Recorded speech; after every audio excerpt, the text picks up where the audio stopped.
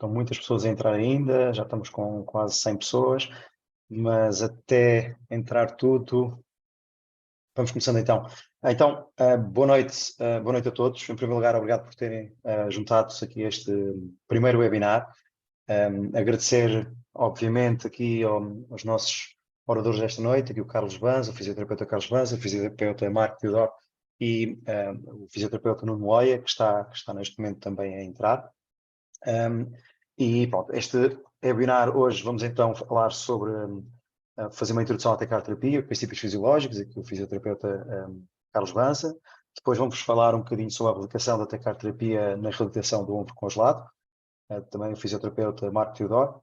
E finalmente, lesões da fibrocartilagem triangular, também pelo fisioterapeuta Nuno Moia, que já se vai juntar a nós. Este é o primeiro webinar, nós decidimos fazer alguns webinars este ano. Vamos depois ter algumas questões que podem existir, já me chegava a esquecer deste assunto. Algumas questões que possam existir durante o questionário vão colocando as questões. Há uma opção que Q&A de questões e respostas. Nós vamos tentando responder a tudo durante o evento. Não vamos garantir que conseguimos responder a tudo. Eventualmente vamos escolher algumas questões para também colocar, neste caso, aos oradores durante o webinar. As questões que não conseguimos responder, tentaremos enviar para hoje por e-mail ou responder mais tarde, porque, obviamente, se calhar não vamos conseguir, dado também o número de pessoas que temos inscrito, responder todas as questões. Vamos então, e esse é o objetivo, termos mais alguns webinars. Na próxima semana teremos um tecarterapia na osteopatia, onde vamos falar sobre esclerose múltipla, neste caso a osteopata Sofia Caeiro, e depois vamos também falar sobre a tecarterapia na lombociatalgia, neste caso também fisioterapeuta e osteopata Tiago Cunha. Temos mais um tema que estamos à espera de confirmação, pensávamos ter ainda hoje, mas amanhã já devemos ter a confirmação, mas certamente teremos mais um tema.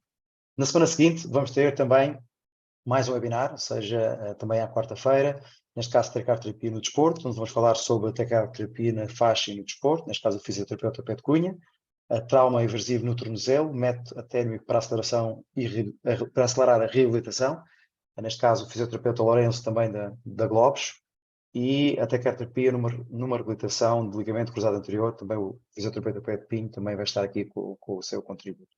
Estes são alguns, temos mais webinars que temos planeados e que queríamos fazer, se calhar não antes do verão, mas após o verão, mas o objetivo será então esse, será fazer mais alguns webinars, também partilhar conhecimento, que acho que é bastante importante. Do meu lado, estamos aí nas redes sociais, Facebook, Instagram, LinkedIn e no YouTube. Sigam-nos também, acompanhem-nos, nós vamos partilhar também toda a informação e as inscrições para os próximos webinars, por isso estejam atentos. E do meu lado é tudo. Nuno, não sei se queres acrescentar alguma coisa. Sim, só rapidamente também novamente agradecer a vossa participação, a participação dos nossos oradores para esta noite. Para aqueles que não nos conhecem, obviamente que estamos aqui a organizar este webinar para falar de tecarterapia, mas a MEMO não tem só tecarterapia, tem muitos outros equipamentos e produtos consumíveis na área da fisioterapia. Somos representantes exclusivos, por exemplo, da Globos, da Mobercas, algumas marcas de renome. Iremos também depois enviar essa informação, alguns catálogos com alguns dos nossos produtos e valores para toda a gente por e-mail depois após o webinar, nos dias seguintes.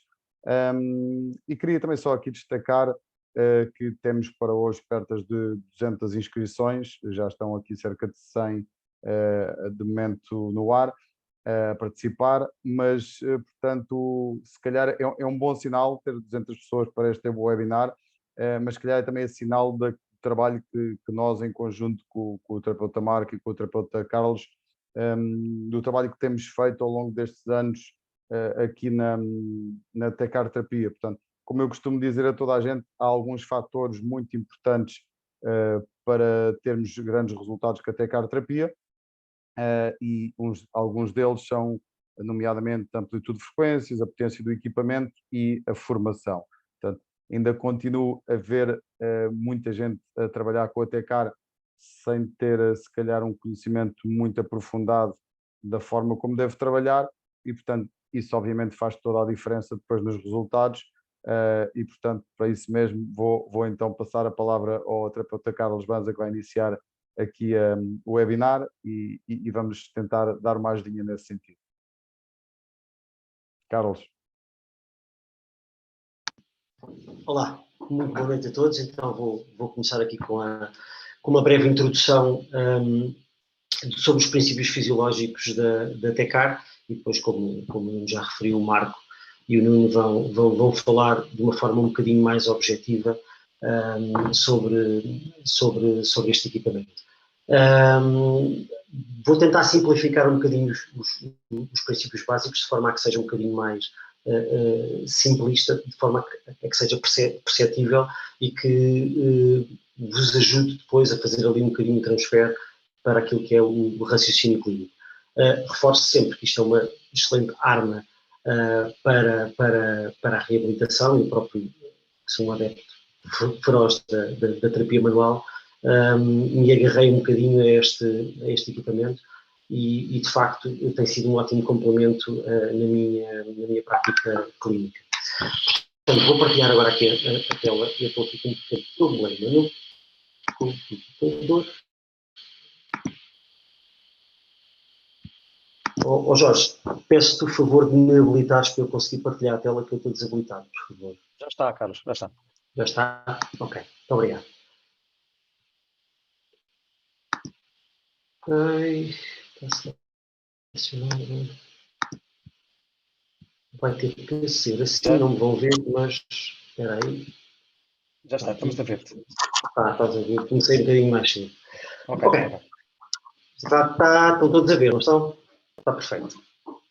Então, a tecarterapia, ou diatermia capacitiva resistível, portanto, é uma tecnologia que fornece uma corrente sinusoidal terapêutica não invasiva aplicada ao corpo humano, através de elétrodos móveis ou fixos. A vantagem de podermos trabalhar também associado à terapia manual.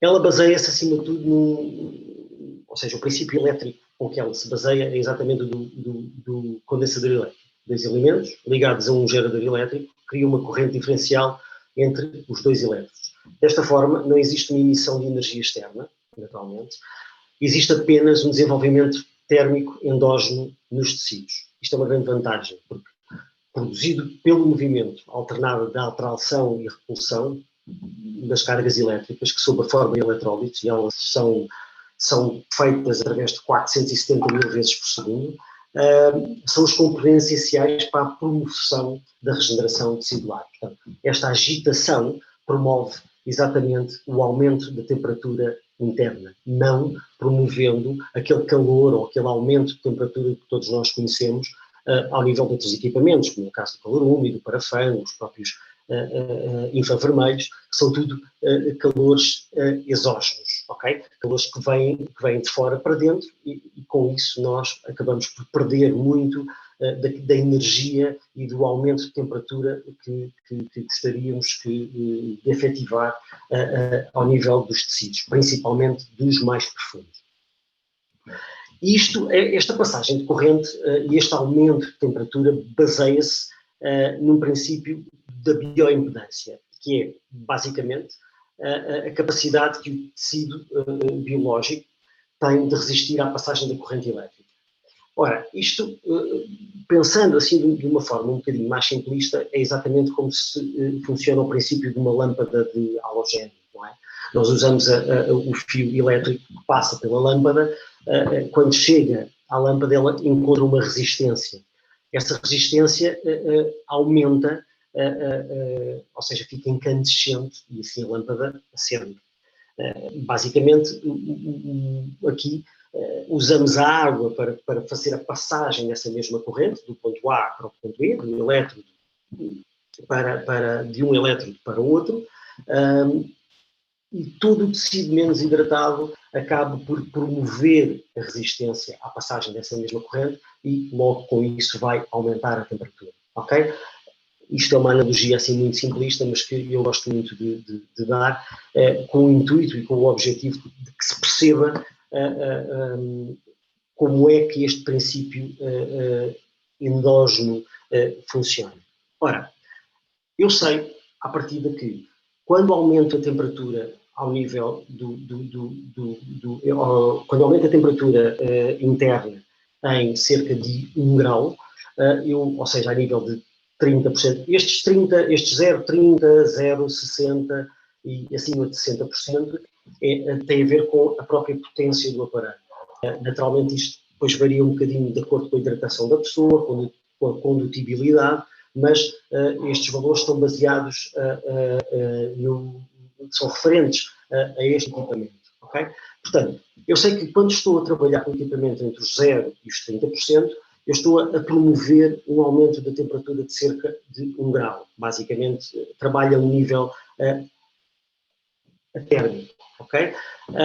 Quando trabalho entre os 30% e os 60%, eu sei que estou a trabalhar a um nível térmico e aumento ali cerca de 2, 3 graus. E quando trabalho a um nível mais hipertérmico, eu consigo trabalhar de uma forma um bocadinho mais profunda e aumento entre os 3 e os 4 graus. Ora, eu quando trabalho em atermia, eu tenho como objetivo aumentar as trocas intraestes celulares, aumentar a permeabilidade dos tecidos, ou seja, aumentar o próprio aporte sanguíneo, aumentar o metabolismo e as trocas de oxigênio e nutrientes. Okay? Normalmente é uma condição, trabalhamos as condições mais agudas, naturalmente nas fases mais agudizadas das patologias, trabalhamos normalmente entre os 0% e os 30%, ou seja, trabalhar em atérmia. Passei aqui atrás. Intermídia, ou seja, entre os 30% e os 60%, aumento de entre 2 a 3 graus. O aumento da temperatura induz a vasodilatação e, consequentemente, o aumento do próprio fluxo sanguíneo. Com isto, eu aumento a oxigenação celular, a regeneração do próprio tecido, o aporte do oxigênio, naturalmente, à zona a tratar, estimulo a absorção venosa e linfática e promovo com isso, como consequência, o relaxamento muscular. Portanto, estamos a falar de um calor suave, ok? Em hipertermia, aí o meu objetivo é trabalhar condições naturalmente mais crónicas. Usa-se muito em lesões osteoarticulares um pouco mais do foro crónico. O Marco vai falar exatamente da capacete adesiva, ou seja, no síndrome do ombro congelado, onde nós trabalhamos muito com temperaturas um pouco mais elevadas, também um bocadinho dependendo do estadio da própria patologia, como é lógico. Mas quando eu trabalho naturalmente a hipertermia, eu aumento a circulação sanguínea, como faria nos outros dois, mas promovo a produção dos fibroblastos, aumenta a própria flexibilidade celular e a mobilidade articular. As gonartroses têm um efeito, principalmente nessas condições um bocadinho mais crónicas, eu quase consigo aumentar ali a congruência articular e a mobilidade da rigidez que a própria artrose, numa fase bem mais crónica, numa fase um bocadinho mais avançada da patologia, promove. Ou seja, produz, aliás. Portanto, eu quando trabalho com temperaturas um bocadinho mais altas, em condições um bocado mais crónicas, neste caso, eu consigo ganhar alguma mobilidade articular, o aumento dessa mesma mobilidade. Em alguns casos, nomeadamente, lá está, ao nível da gonartrose, em que nós conseguimos mesmo, pós-tratamento, ganhar principalmente ali ao nível da extensão. Eles normalmente ficam ali com um flexo de 5 graus e normalmente depois de ganharmos ali e de trabalharmos aqui com temperaturas um bocadinho mais altas, em determinado tipo de modos que eu já vou falar um bocadinho mais à frente, nós conseguimos às vezes ganhar ali mais mobilidade ao nível, mais congruência e harmonia na flexão e na extensão do joelho. Ou seja, basicamente resumindo, para que é que ela serve? Naturalmente, como atua de uma forma um pouco mais profunda, de forma natural e não invasiva, promove a redução da dor, ativa exatamente os processos anti-inflamatórios, promove a absorção de edemas, claro, com o aumento da circulação, dos hematomas e dos edemas, reduz a tensão muscular e a rigidez articular e acelera a reparação dos tecidos e a regeneração dos músculos. Isto tudo gerido, baseado, acima de tudo, em 2 modos. Para além da frequência que eu vou falar aqui a seguir, ele trabalha com 2 tipos de elétrodos, como a maior parte de vós que conhece minimamente o aparelho sabe. No modo capacitivo e no modo resistivo. No modo resistivo, estamos a falar de um elétrodo, eu agora não tenho aqui um exemplo, mas estamos a falar de um elétrodo não revestido, metálico, okay? Que, por não ser resistido, e não ser, quando eu digo não resistido, naturalmente não isolado, promove a passagem direta da corrente elétrica. E deixem-me só ver se eu consigo aumentar o vídeo a funcionar. Ok, eu não estou a conseguir passar o vídeo. Não está a dar, mas pronto. Qual é o objetivo deste elétrodo não isolado, ou seja, este elétrico metálico? Ele tem como objetivo o tratamento de tecido conjuntivo, ou seja, todo o tecido menos que não é vascularizado, ou que não é tão vascularizado. Portanto, ele atua mais sobre tecidos com maior impedância, lá está, com maior resistência, ao nível dos ossos, tecido conjuntivo, tendões e ligamentos, bainha muscular, tecido fibroso. Lá está. Trata situações e condições mais crónicas, e principalmente ao nível ao nível osteoarticular. Okay? Como ele não é um elétrodo revestido, a corrente elétrica passa de uma forma livre e encontrando resistência, usando a água, naturalmente, e encontra resistência ao nível do tecido conjuntivo, ou do tecido menos vascularizado. Ok? No modo capacitivo, estamos a falar então de um elétrodo que é revestido por uma membrana cerâmica que, naturalmente, sendo um mau condutor, vai promover a resistência à face do elétrodo, como vocês podem ver aqui na fotografia. Eu gostava de pôr o vídeo a funcionar, mas ele não está. Deixem-me só puxar atrás aqui o vídeo só para ver. Acho que com a imagem é perfeito. Portanto, como vocês podem ver na imagem, a resistência dá-se ao nível do elétrodo. Logo, o campo iónico e as trocas metabólicas dão-se logo por baixo do próprio elétrodo. Ok? Portanto, eu com este aumento da energia ao nível da face do próprio elétrodo, eu trato de tecido vascular. Uma vez que a resistência está um pouco acima, lá está, a impedância dá-se ao nível do elétrodo e o campo iónico fica exatamente por baixo do mesmo, ou seja, do elétrodo. E então, com isto, eu vou conseguir trabalhar em tecidos com baixa impedância, uma vez que ela já foi feita naturalmente acima. Tanto pele, tecido muscular, tecido do sistema linfático, sistema circulatório. Portanto, todo o tecido que é vascularizado. Ok? E isto baseado num espectro eletromagnético, ou seja, dentro de uma frequência. Eu gosto muito desta tabela porque vocês conseguem perceber, basicamente, de uma forma assim mais simples, onde é que se situa a diatermia e a TK, neste caso. Nós sabemos que isto hoje em dia já não são aparelhos muito usados, mas tanto a micro-ondas como a onda curta, que eram aparelhos que eram muito usados no século passado, trabalham, no caso do micro-ondas, trabalham em 2.45 GHz e a onda curta ao nível dos 27 MHz. No caso da TK, nós temos aqui uma janela de oportunidade de trabalhar entre os 400 e os 1200 kHz. Ou seja, quanto mais baixa for a frequência, mais profundo eu consigo, quanto mais profundo eu atinjo, mais profundo eu vou a nível dos tecidos, peço perdão. Portanto, eu aqui tenho a vantagem de conseguir trabalhar em profundidade ou mais profundo ou mais superficial, de acordo com o objetivo que tenha para a condição que tenha entre mãos.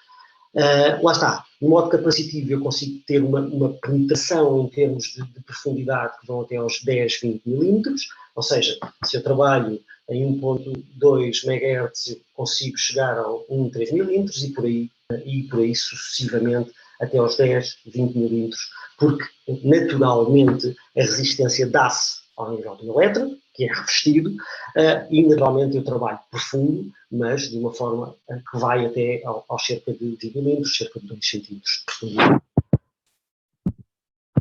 No modo resistivo, naturalmente consigo um bocadinho mais profundo, vou desde os 5, 10 milímetros aos 50, 100 milímetros. Portanto, e de acordo com a frequência. Quanto mais alta é a frequência, mais superficial eu estou a trabalhar em termos de condição. Ok? Quais as indicações clínicas? As mais variadas. Vão desde condições musculares, desde contraturas, hematomas, edemas. Depois, ao nível do ombro, nós conseguimos trabalhar as tendinopatias, as tendinocinovites, as capsulites adesivas, lá está o vulgo do ombro congelado, que o Marco vai falar um pouco aqui mais à frente. Portanto, tudo o que são condições osteoarticulares e musculares, nós conseguimos, de uma forma bastante eficaz, aplicando a frequência certa e a colocação correta dos elétrodos, nós conseguimos de alguma forma potenciar a reabilitação das estruturas que temos para tratar, independentemente da condição em que eles estejam, sejam eles numa fase mais aguda ou numa fase mais crónica. Portanto, a grande vantagem aqui é que nós conseguimos começar a tratar quase desde o dia 1 ao fim do tratamento, ou seja ele numa fase aguda, subaguda ou crónica. Contraindicações são as clássicas. Gravidez, pacemaker, neoplasias, infecções, são as mais variadas. Portanto, tudo o que são condições que estão ligadas à eletroterapia também se aplicam um bocadinho aqui. Desde o momento, portanto, aqui no caso das neoplasias nós temos, e principalmente ao nível das próteses, nós podemos usar, nomeadamente, porque há sempre esta questão, então, se eu tenho uma prótese eu posso usar, há que ter ali alguns cuidados. Se o campo, se a região a tratar não interferir diretamente, neste caso, com o material de osteossíntese, não tem problema absolutamente nenhum. Se ele lá estiver no meio, desde que seja cerâmico ou de titânio, também não tem problema absolutamente nenhum. No entanto, é importante estarmos atentos e perceber. Se a condição, nestes casos, quando temos dúvidas, tratamos em modo capacitivo e não usamos o resistivo. Ok? É mais ou menos. Mas nestes casos, nós aconselhamos sempre a ter uma certeza do tipo de prótese, neste caso, que o doente tem, ou que tipo de material de osteossíntese que lhe foi aplicado. E basicamente estes são os princípios básicos do funcionamento do equipamento. Nuno, eu agora só te perguntava, queres que tente passar este vídeo da faixa? Pode tentar, não sei se o Meu vídeo problema vai... é que não sei se vai ouvir. Se não, podemos depois também no final eu também o posso passar. Se calhar era o ideal, não? Exato, se calhar era melhor no final. Tá Eu bem, ia só ok. recordar aqui os participantes que, mais uma vez, tiverem alguma questão que, entretanto, queiram ir colocando, é vir cá abaixo onde tem o Q&A, portanto, para colocar alguma pergunta. Obviamente, tentaremos, durante a apresentação do orador, ir respondendo às perguntas, senão, no final da apresentação de cada um dos oradores, iremos tentar responder às mesmas questões. Portanto, se entretanto forem colocando questões, depois o Carlos, o Banz ou o Marco, algum deles, no final irá tentar responder. Quanto ao vídeo, se calhar aguardamos depois mais para o final e passaria agora a palavra. Se fizer sentido, na altura o passarei. Sim. É uma coisa que depois também podes partilhar. Portanto, não é... Exatamente. Okay. Portanto, iria passar a palavra ao Marco, ao terapeuta Marco, então, para falar então sobre o óvulo congelado. Vou só aqui compartilhar a apresentação.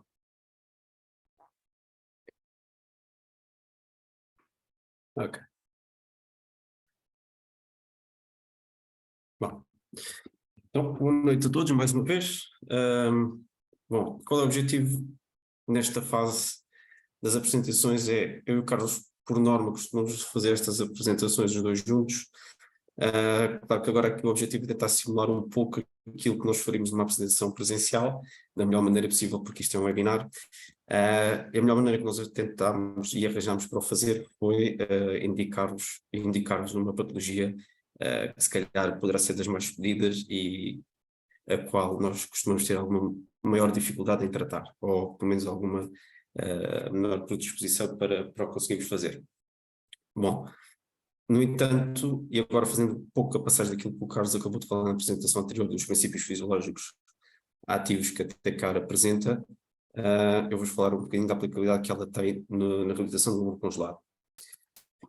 Fazer um bocadinho aqui o rewind daquilo que é a capsulita adesiva. Portanto, como todos sabem, a capsulita adesiva é promovida e deve-se ao aumento das fibras de colagênio na cápsula articular, nomeadamente na cápsula anteroinferior, que é normalmente onde ela é mais afetada, na própria articulação da glenohumeral.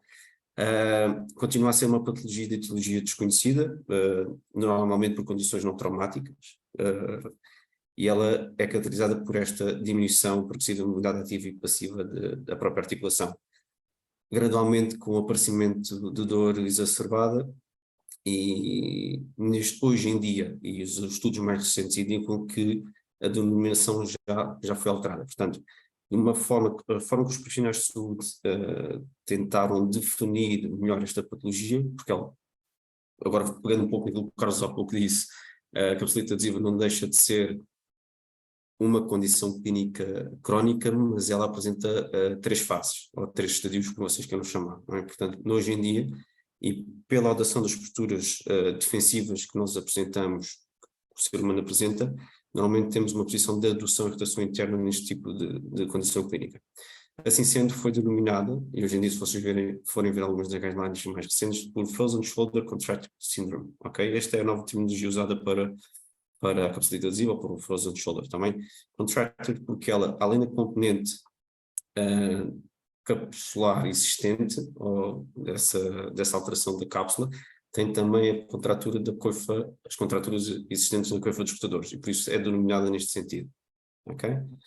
E então, como eu disse há pouco, a etiologia continua e permanece desconhecida até o dia 2, no entanto, há um conjunto de fatores que estão em sincronismo, causam estas alterações características a nível celular. Como vocês sabem, também existe a inflamação sinovial e subsinovial com a reação subsequente da cápsula, devido ao aumento da densidade da matriz colagênio tipo 1 e tipo 3, que por si só aumenta as citoquinas, metaloproteinases e fatores de crescimento. Eu acredito que todos saibam o que é que são as citoquinas e o que é que são os fatores de crescimento. As metaloproteinases são as enzimas que digerem são as enzimas que digerem as proteínas da matriz extracelular e têm aquelas funções de reparação e remodelação celular, ok? Só para fazer aqui um reminder. Pronto, a caracterização do próprio Frozen Shoulder Contracture Syndrome são estas que estão apresentadas: a dor, a rigidez articular, o espessamento e fibrose dos rotadores, o espessamento e fibrose do ligamento coracomoral da cápsula anterior, como referi anteriormente, a neovascularização dos rotadores, a redução do volume articular, a diminuição da força e a diminuição das amplitudes. Claro que nós, objetivamente, e como profissionais de saúde, fisioterapeutas que somos, a nossa principal preocupação serão os 2 primeiros e os 2 últimos. E é aqui que nós iremos, numa primeira fase, numa primeira instância, tentar ajudar o nosso utente paciente a ter uma maior funcionalidade e menor dor. Portanto, deste modo, a TCAR será para aumentar as fases, aumentar o tempo, os timelines de recuperação ou entre fases da própria patologia. Portanto, pegando um pouco naquilo que são as fases, existem então as 3 fases, como vos falei há pouco. Isto é o que está estipulado nas guidelines existentes. Portanto, a primeira fase é uma fase de dor exacerbada, de sinais inflamatórios também exacerbados. A segunda fase, eu pus entre aspas congelado porque é a fase de congelamento, portanto a fase de rigidez articular e todo o processo de fibrose associado. E a terceira fase então é a fase do descongelamento, a fase de recuperação e reabilitação. Além disso, hoje em dia, estudos mais recentes, eu gosto de sempre buscar estudos de 2020, 2023, apesar de ser uma patologia, uma condição clínica que, apesar do seu estudo contínuo, continua a ter aqui uma discrepância entre aquilo que será a melhor reabilitação possível. Portanto, existem, para além destas fases, ou da forma como nós podemos quantificar as fases do frozen shoulder, existe agora uma nova tabela, uma nova classificação, que se denomina por classificação de irritabilidade tecidular. O que é isto da classificação de irritabilidade tecidular? São 3 níveis de irritabilidade tecidular existentes, portanto, é um alto, moderado e um baixo, e ele depois é parametrizado por diferentes características.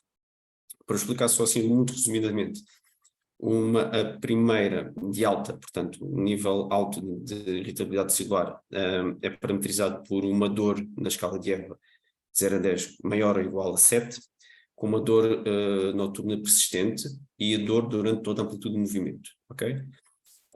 Um nível moderado de irritabilidade tecidular prende-se com uma dor entre 4 a 6, 0 a 10 na escala de Erba, e uma dor intermitente na fase noturna, e a dor no final da amplitude do movimento. Portanto, estamos a falar de uma dor no endofilo patológico. A última fase, a fase 3, a fase de baixa estabilidade tecidular, prende-se com uma dor 0 a 10 de menor ou igual a 3, sem dor noturna ou dor em repouso, e com uma dor mínima na final da amplitude do movimento. Portanto, é aqui que nós podemos, se vocês puderem ver aqui na terceira fase, podemos conjugar as fases existentes com a classificação de irritabilidade tecidular. Ok? Portanto, vamos ter presentes estas duas classificações, esta fase e estas 3 fases e as 3 classificações existentes, para conseguirmos depois intervir na nossa área, na nossa reabilitação e objetivo para o paciente.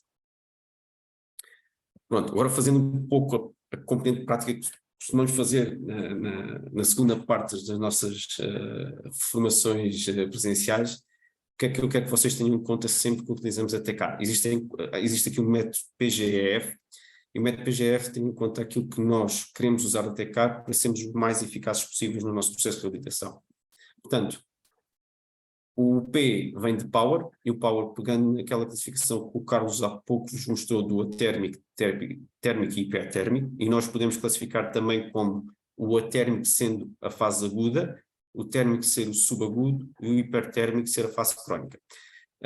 Esta percentagem que vocês veem aqui, de 0 a 30, 30 a 60 e mais que 60%, tem a ver também, vocês podem fazer uma correlação entre aquilo que é, não sei se se lembram do terceiro ou quarto slide existente na apresentação do Carlos, que dizia mais um de aumento de grau, 2 a 3 graus e mais de 4 graus. Portanto, vocês podem introduzir e fazer esta comparação para o Power, ok?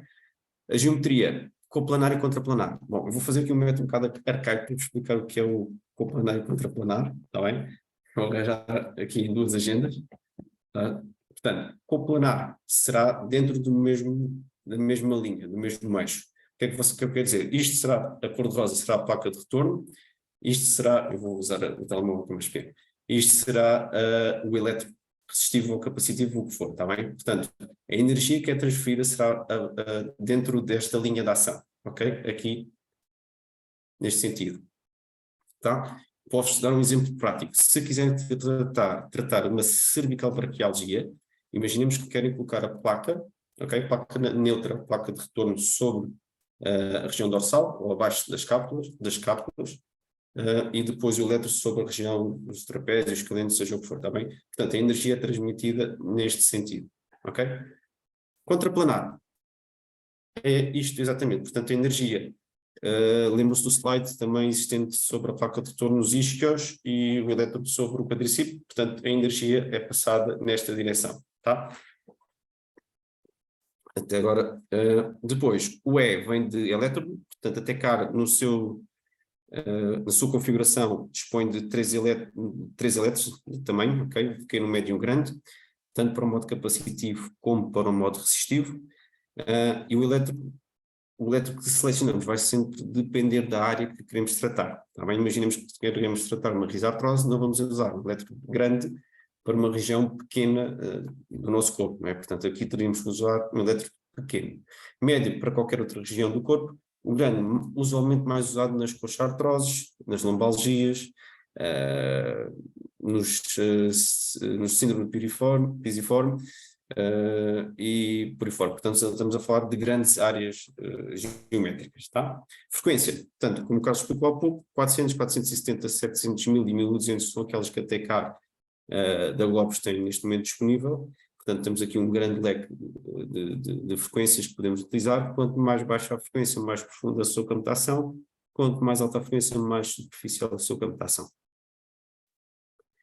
Aqui é um pequeno slide ilustrativo daquilo que aparece no display da TK da Globos 7000, tá bem? Portanto, o vosso lado esquerdo vocês têm o time, o mode, o frequency, o electrode e o size. Portanto, time é o tempo que devem despender para o tratamento. Eu devo já aqui uma indicação que para a utilização da TK não deve exceder por norma os 30 minutos, tá bem?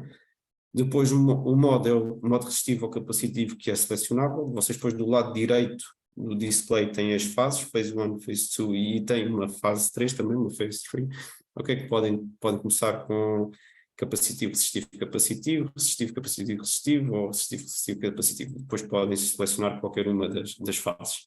A frequência também é selecionável, portanto podem andar os 400, 470, 700, 1000 e 1200. O elétrodo, consoante aquilo que vos expliquei há pouco, pode ser o pequeno, médio ou grande, e ele também seleciona de imediato o size que diz universal, faz uma calibração da área que vocês querem tratar. Aqui, quando eu falo em power, não é a potência da máquina, ok? A potência das máquinas, qualquer máquina, agora não falando da Globos em específico, todas as máquinas têm uma potência fixa, ok? Power é apenas aquilo que eu disponho de energia para, tá? Portanto, se eu quero trabalhar no modo térmico, aqui faço aquilo que eu expliquei há pouco, os 44% nós estaríamos aqui a trabalhar em termia, de uma forma otimizada, também. Portanto, aqui é aqui que nós regulamos depois o power que queremos usar para as diferentes condições ou patologias ou fases da condição clínica em que estamos, tá?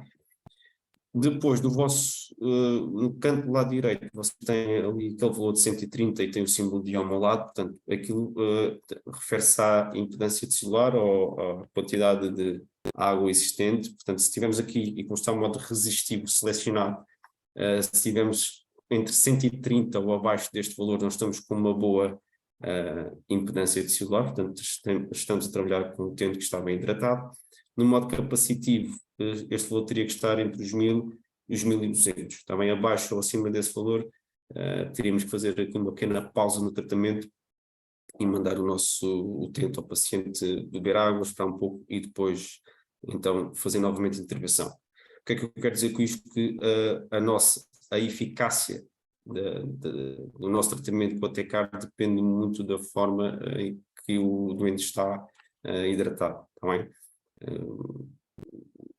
Portanto, eu vou-vos contar uma história, posso contar uma história muito rapidamente. Se estivermos a trabalhar, por exemplo, o síndrome de tendinopatia da coifa dos rotadores com atletas de halterofilismo, que já foi o meu caso, podemos estar a trabalhar acima dos 60% e não estamos a perceber porque é que o cliente não sente calor, tá bem? E tem muito a ver com isto.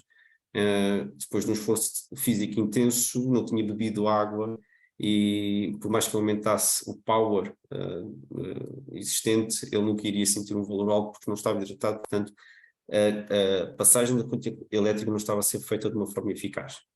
Na parte de cima do display, vocês têm esta coloração a verde, amarelo, laranja, vermelho e roxo. Isto quer dizer que simula-vos a sensação térmica que o cliente está a sentir no momento. Portanto, nós com o verde estaríamos a falar entre 0 e 1, nível de sensação térmica, também vamos extrapolar isto para como se fosse uma escala de avaliação térmica, de 0 a 1, o amarelo de 2 a 3, a laranja de 4 a 5, vermelho de 5 a 7 e depois 7 para cima seria a sensação térmica máxima que o cliente ou o utente poderia sentir. Ok? Agora, passando, isto são pequenos exemplos que são pequenos exemplos que vos posso dar da forma como eu intervenho, e alguns colegas intervêm no Frozen Shoulder. Okay? Como vocês viram há pouco, não é de toda uma patologia ou condição clínica fácil de trabalhar, pelas suas variadas componentes intrínsecas e extrínsecas existentes, está bem? Numa primeira fase, vocês recordam há pouco, estávamos a falar numa primeira fase, era a fase de dor, de agonização, fase inflamatória exacerbada. Portanto, aqui nós poderíamos utilizar dois modos, ou o modo atérmico ou o modo térmico a nível do pau, ok? Por uma questão de segurança e porque aqui existem outras condicionantes que vos vou falar, por norma, numa primeira intervenção, numa primeira sessão de utilização de TECAR no Frozen Shoulder, utilizamos sempre o modo térmico, primeira sessão. Depois podemos ir evoluindo gradualmente, tá bem? Mesmo durante a primeira sessão. Okay? Isto depois depende muito da avaliação que vocês vão fazendo a nível de sensação térmica e a nível de distancialidade dos tecidos. Ok? Vocês estão a ver aqui assim. Geometria será sempre a contraplanar. Existem estudos com cadáveres em que neste momento será a geometria mais eficaz no momento. Vocês podem dizer, ok, em cadáveres, mas não há, claro, não existe a questão da circulação sanguínea, mas mesmo assim com a utilização da TECAR existe um aumento da temperatura existente, mesmo sendo em estado cadavérico. O uso elétrico será sempre o médio, também nesta fase, pela maior abrangência existente e pela dimensão da própria articulação e pela irregularidade existente tanto da própria articulação glenohumeral. A frequência, se trabalharmos entre os 400 e 460 Hz, tem aqui duas componentes. Eu posso usar a de 400 porque é a frequência mais profunda, se eu quiser ir diretamente à cápsula ou à bursa pela capacidade inflamatória existente. 460 eu posso usar um bocadinho depois, se quiser fazer um bocadinho de retorno, ok? O tempo de sessão total são sempre os 30 minutos nesta primeira sessão, e aqui eu despendo, e aqui vou pegar-vos um pouco. Vocês viram há bocado na apresentação do Carlos, eu para tecidos mais vascularizados uso um método capacitivo, para tecidos menos vascularizados uso um método resistivo. Até há bem pouco tempo tentava-se tratar o Frozen Shoulder como sendo puramente uma intervenção diretamente para o tecido conjuntivo, e como vocês viram há pouco, não é de todo o caso. Portanto, temos aqui uma componente muscular associada a nível de tensão muscular, contratura, triggers, por aí fora. Portanto, mais que tudo será nós perdermos pelo menos 10 minutos numa fase inicial no modo capacitivo para promover relaxamento muscular e esta estabilidade celular, e depois em sermos um pouco mais invasivos no método resistivo, podemos passar os 20 minutos necessários. Aqui a nível de posição, eu por norma gosto de trabalhar mais na posição de sentado na primeira sessão, porque tenho os 3 eixos de movimento disponível, ok? E aqui vou explicar um pouco o objetivo. Posição da placa de retorno, ou placa neutra, será sempre sobre a região do antebraço. Portanto, não se esqueçam que a placa neutra ou a placa de retorno tem que estar sempre numa área de tecido, o maior tecido possível, ok?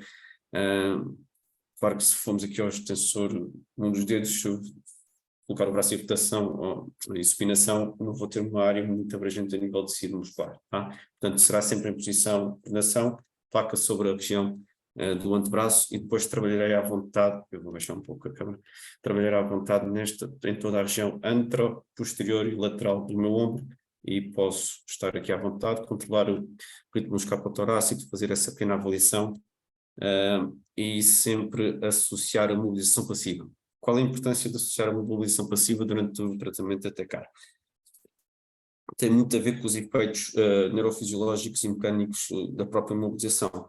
Como vocês sabem, se nós tivermos os efeitos neurológicos, vão sempre consistir naquilo que é a estimulação periférica dos mecanorreceptores e depois a inibição dos nociceptores. A nível de efeitos mecânicos, claro que nós direcionamos as forças existentes através da resistência que a própria articulação nos dá, nós podemos diminuir as aderências e realinhar as componentes de colagênio e aumentar o deslize entre as fibras. Portanto, é sempre importante nós associarmos mobilização passiva durante todo o tratamento de TECAR. O ótimo da utilização da TECAR em qualquer área, eu estou a falar mais especificamente de Frozen Shoulder, mas em qualquer patologia, nós podemos associar outras técnicas de fisioterapia, seja Maitland, seja fortalecimento, seja exercícios excêntricos, seja alongamento. Portanto, há todo um conjunto de técnicas que nós podemos usar ao mesmo tempo que usamos a TECAR. Tá bem? Numa segunda fase, na fase do congelamento, na fase da rigidez, então sim devemos usar o power ou o modo hipertérmico, ok? Isto porque já queremos que fazer aquela quebra das ligações de Van der Waals, portanto nós queremos fazer a quebra das componentes de fibrose, desfazer ali um bocadinho aquelas componentes dos filamentos de colagênio e realinhá-los novamente, portanto aumentar a capacidade dos fibrosos para produzirem as componentes de colagênio e elastina, mas realinhá-las ao ponto de termos uma maior amplitude de movimento. A geometria vai continuar a ser contraplanar, está bem? A frequência neste momento depende sempre da vossa avaliação, mas nunca exceder os 470, portanto temos que andar a trabalhar entre os 400 e os 400 kHz, 470 kHz, e depois o tempo total, como viram há pouco, eu tinha 30 minutos e agora passei para 25, por duas questões muito simples. Eu agora posso diminuir um pouco o método capacitivo porque estamos numa fase de rigidez também, nós já controlámos a componente inflamatória existente, mas agora temos uma componente de rigidez articular muito grande, portanto eu vou aprender mais sobre a fase resistiva, mais sobre a fase do tecido conjuntivo e aproveitar para promover a continuidade da mobilização passiva, também. Nesta fase, o decúbito dorsal não está errado, está tudo correto, depende muito da dor existente ou da ação do movimento. O decúbito lateral, por norma, não costuma ser uma posição de grande conforto para o utente que tenha um frozen shoulder, no entanto é mais eficaz para o tratamento, tá bem? Portanto aqui vocês podem ser um bocadinho imaginativos, se calhar nestes 25 minutos, se calhar 10 minutos do resistivo ser decúbito lateral e depois os outros 10 minutos em decúbito dorsal, ou se o doente plural em decúbito ventral, tá bem? Mas por norma o decúbito lateral, porque continuamos a ter os mesmos 3 eixos de movimento que tínhamos há bocado de posição sentado. A única diferença que existe aqui é que nós temos uma amplitude de movimento maior e eu consigo mobilizar, se vocês repararem na imagem que está ao lado dos modos, conseguimos ter uma pega distal e associamos a mobilização ou qualquer outro tipo de técnica de PA, acessório que seja. Ok? Portanto, aqui qual seria a posição das placas? Portanto, numa posição de decúbito lateral, placa sobre a região oblíqua e depois o elétrodo sempre sobre a zona que queremos tratar, neste caso a articulação do glenohumeral e todos os tecidos envolventes. Método 3, ou terceira fase, então já estaríamos no modo térmico, já estaríamos a iniciar exercícios de fortalecimento, controle motor, reeducação de movimento, controle do ritmo musculotorácico, portanto aqui já podemos ter um conjunto de componentes de exercício mais diferenciadoras. Geometria contraplanar sempre, como referi há pouco. Elétrodos aqui já vamos adicionar o hands-free. O hands-free é um método existente também na própria Tecar que pode juntar até 2, 4, 6, 8 elétrodos, depois agora não me lembro muito bem, mas podemos ter aqui um conjunto de elétrodos adesivos e podem promover qualquer tipo de exercício.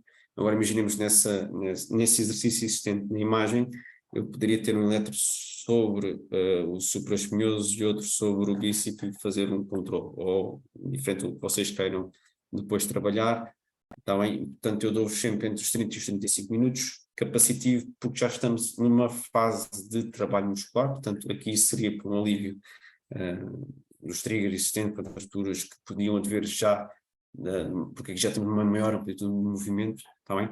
E, portanto, já teríamos que ter outro tipo de controle. Resistivo já podíamos diminuir e depois utilizávamos o hands-free, porque o hands-free não deixa, é sempre um método resistivo, está bem? Nível capacitivo nós só temos o elétrodo resistido que o Carlos falou há pouco.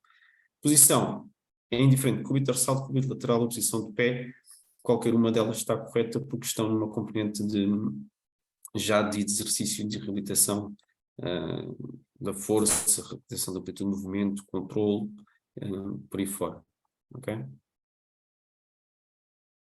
Eu deixo sempre este slide de avaliação de raciocínio comigo porque mais que o diagnóstico médico, mais que aquilo que vem escrito, vocês têm que ter a capacidade durante todas as fases existentes, toda a classificação de vitalidade celular, terem a capacidade de conseguir promover e dar um passo atrás ou um passo à frente se for necessário. Está bem? Portanto, eu não quero de todo que porque a Tecar por si só já é um equipamento de excelência. No entanto, ele é ótimo porque consegue ser otimizado também pela nossa capacidade de avaliação de raciocínio e pelo conjunto de técnicos que nós, como fisioterapeutas, temos ao dispor durante a nossa formação e evolução profissional. Portanto, eu gosto muito sempre que vocês continuem a ter esse método de raciocínio e não usem a Tecar no modo ultrassom, está bem? Continua a fazer maravilhas, mas não é a forma mais eficaz de fazermos o tratamento. E obrigado a todos.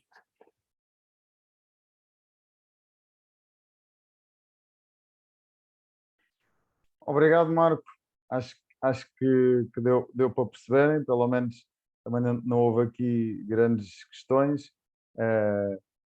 Antes de passar aqui a palavra então ao Nuno Loia para ele abordar aqui o tema dele, pronto, só ia aqui de forma destacar aqui um bocadinho aquilo que o Marco e o Banza já falaram, e há pouco, logo no início, que eu também destaquei, que foi a questão da importância, lá está, de ter um equipamento com uma boa amplitude de frequências para permitir que, lá está, vocês consigam ter precisão, consigam concentrar a energia à profundidade ou à superfície, portanto, à profundidade que queiram em termos anatómicos, e obviamente a importância também do equipamento ter uma boa potência para vocês não demorarem muito a atingir a temperatura pretendida para aquela determinada patologia. Portanto, obviamente que o vosso é um dos objetivos do vosso tratamento é definir a temperatura, portanto, se querem trabalhar em atermia, termia ou hipertermia, consoante a fase, como eles já explicaram, para o vosso tratamento, e, portanto, quando mais rapidamente conseguirem atingir esse target e se mantiverem dentro desse target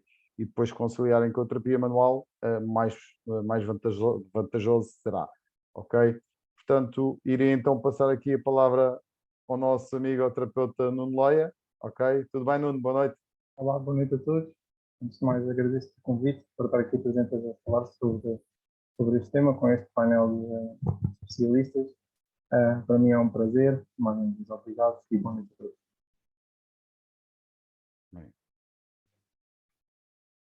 Posso então começar? Sim, força. Então, vou começar aqui por partilhar a minha tela.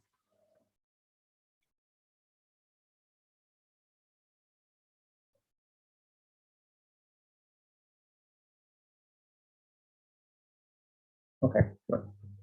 Então, eu venho-vos falar sobre... Onde saiu? Saiu, sim.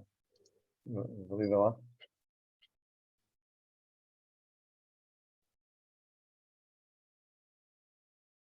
Ok. Tá? Mete em modo de apresentação. E já está. Não estou a ver a conexão.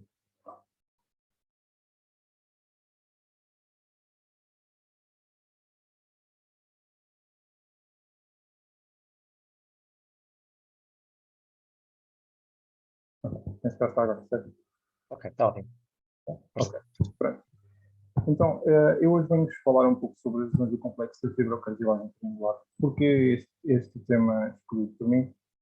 Já pela incidência de casos que nós temos registrados no nosso gabinete, isto sobretudo com o aumento da prática de pádel aqui na nossa região, onde basicamente nos deparamos com um aumento de atletas a praticarem esta modalidade sem grande, digamos assim, grande capacidade e grande noção do gesto esportivo.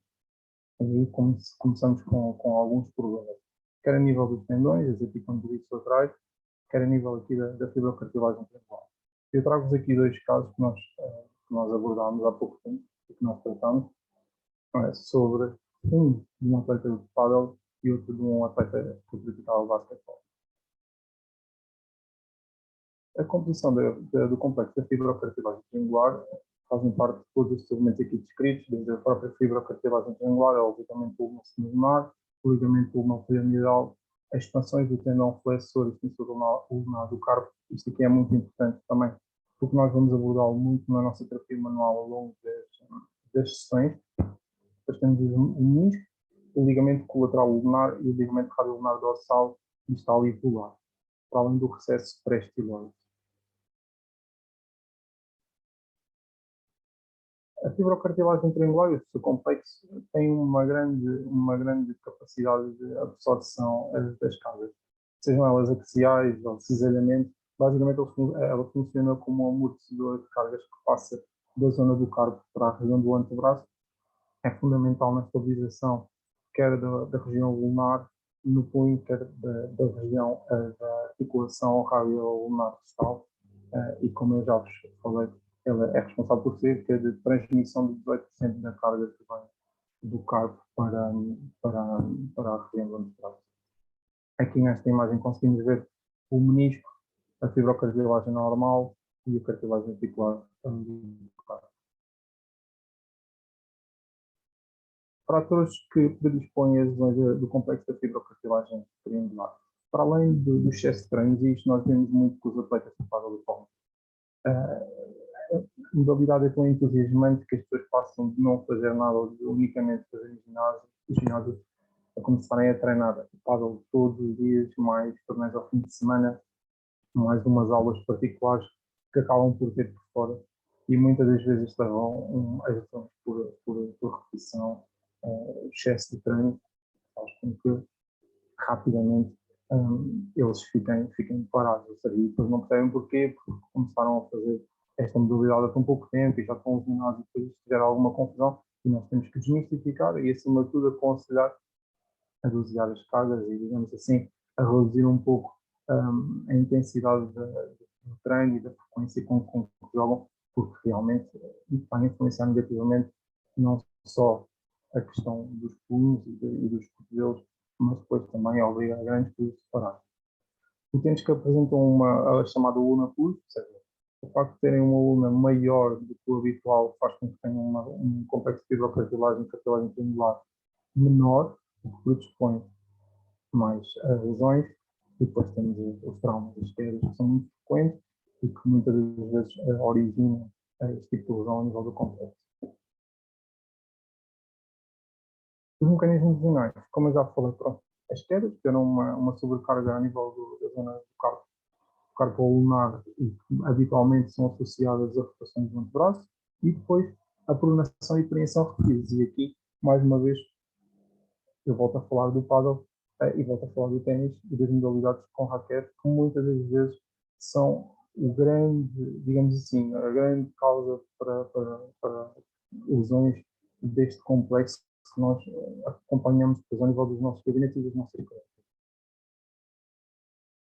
Temos aqui uma imagem que mostra, digamos assim, os movimentos de rotação que levam à ruptura do complexo da fibrocartilagem triangular.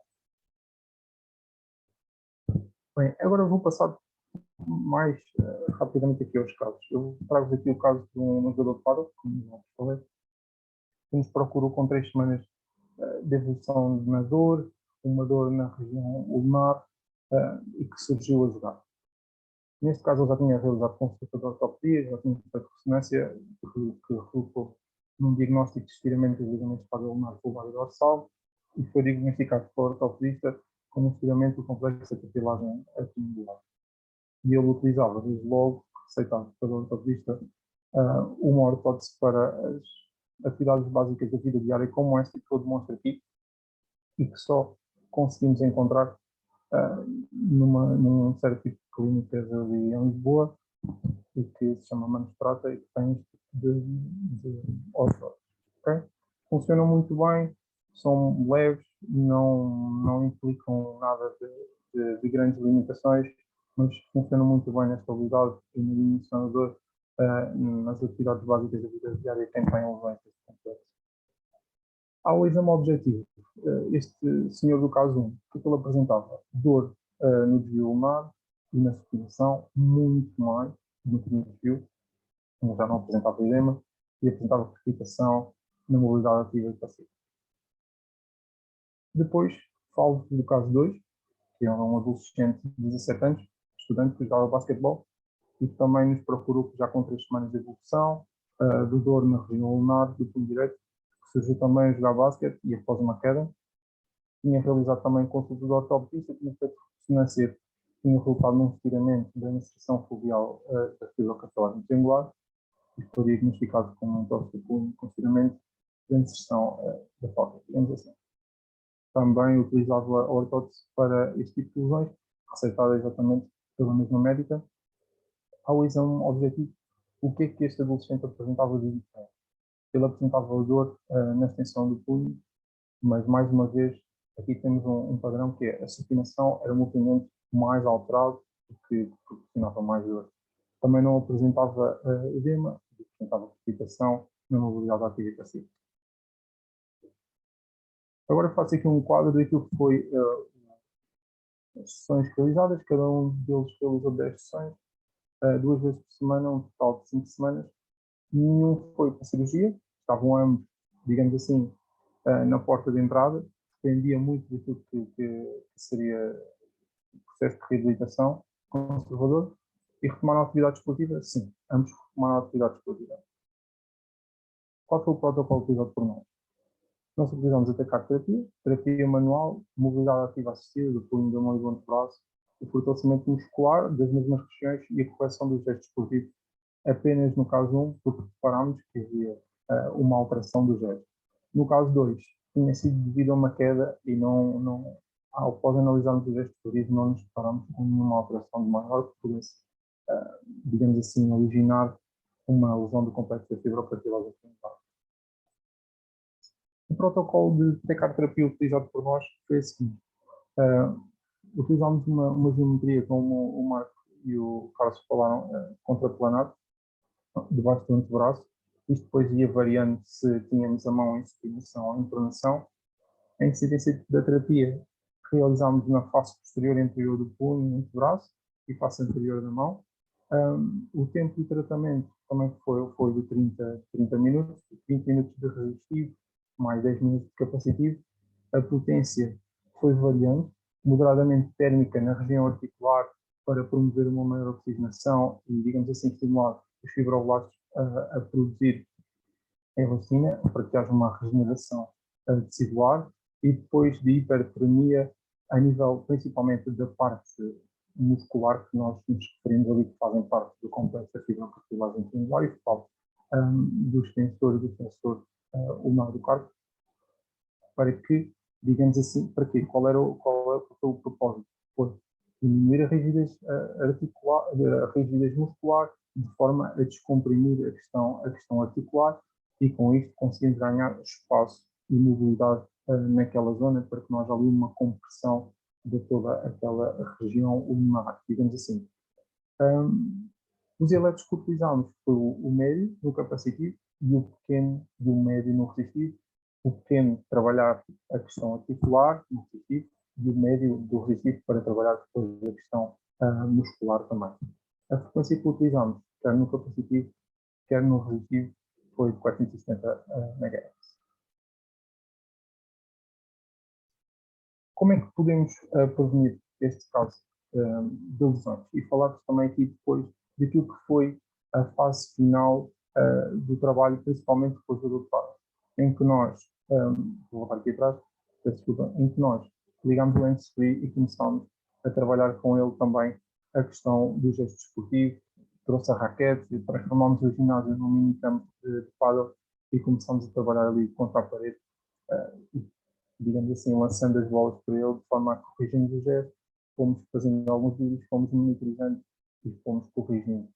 Ao fim e ao cabo, por final, o gesto que mais lhe provocava dor era o movimento de enviar a bola contra o vidro, de forma a que ela fosse movida para o campo adversário, e esse foi o gesto que nós demorámos mais tempo a corrigir e que corrigimos sempre com a ajuda do antes até cá, de forma, digamos assim, a minimizar também ali toda a parte sintomatológica e trabalhar toda a região, quanto também da movimentação, como o Marcos falou há pouco, da mobilidade, que é um fator muito importante para o processo evolutivo e para a recuperação.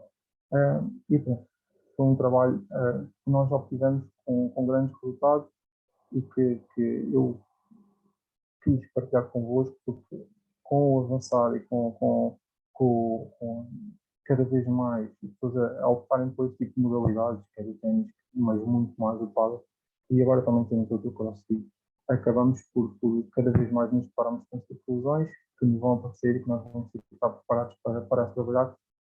E eu gosto de partilhar aquilo que têm sido os resultados, os bons resultados que nós temos tido, não só a este nível, mas como outros, mas eu penso que este, como é um tema pouco abordado, principalmente por nós trabalhamos muito outros tipos de articulações, as articulações mais pequenas muitas vezes são, digamos assim, não são tão investigadas por nós, não trabalhamos tanto, também porque não aparecem tantos casos, tantos problemas a este nível, mas penso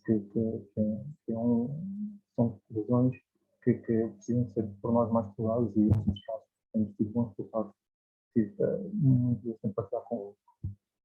Vou só falar aqui das prevenções de lesões, como evitar os gestos repetitivos e quer nas modalidades esportivas, quer a nível das atividades laborais, corrigir e adequar os gestos desportivos, mas também ao nível da ergonomia nos locais de trabalho, utilizar equipamentos desportivos e laborais adequados, e penso que não há dúvida, e utilizar proteções no local de trabalho se necessário. Okay? Então, foi um gosto falar convosco e muito obrigado. Obrigado nós, Nuno, pela tua participação e acho que foi uma escolha bastante boa, lá está, atualizada, que agora o pádel está muito na moda e portanto é mais um motivo para provocar essa lesão. Não sei se mais alguém quer acrescentar aqui alguma coisa, o Marco, o Banza, em termos técnicos.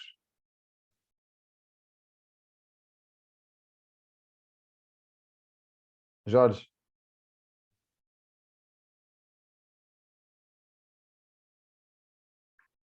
Ok, temos aqui um feedback, foi Já muito agora, esclarecedor. aqui uma chega. Não, isto são dois pequenos exemplos da vantagem que o equipamento tem e da forma como nos pode ajudar na nossa prática clínica.